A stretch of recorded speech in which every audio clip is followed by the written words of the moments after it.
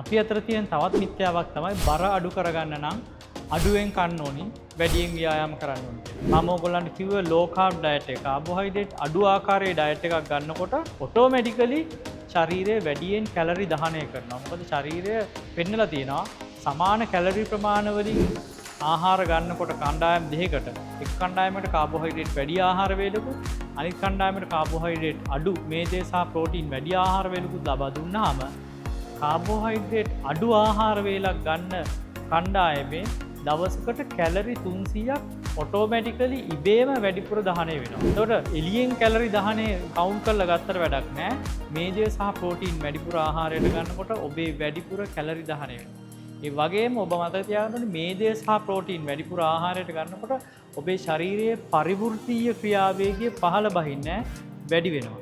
ඒ කියන්නේ අපි ඩයට් කරනකොට අපිට තියෙන ලොකුම ගැටලුවක් තමයි අපේ ශරීරයේ මෙටබොලික් රේට් එක අඩු වෙන එක. ඒ කියන්නේ බර අඩු වේගන යන එක නැවතිලා එක තැන තියෙන්න පටන් ගන්නවා හුඟක් දෙනෙකුට. මේදේ සහ ප්‍රෝටීන් බහුල ආහාර වේලක් ගන්නකොට ඔබේ බේසල් මෙටබොලික් රේට් එක අඩු වෙන්නේ නැහැ. ඒක වැඩි වෙනවා. එතකොට ඔබ ව්‍යායාම නොකලත් වැඩිපුර කැලරි දහනය වෙනවා. අඩුවෙන් කන්න එපා.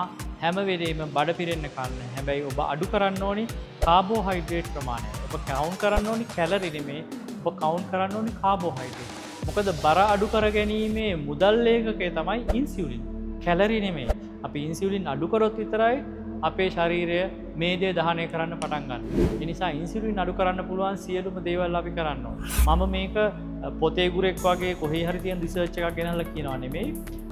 මගේ අවුරුදු 3ක් තිස්සේ මම මේ low carb diet එක අපේ ලංකාවේ ප්‍රචලිත කරන්න උත්සාහ කරනවා.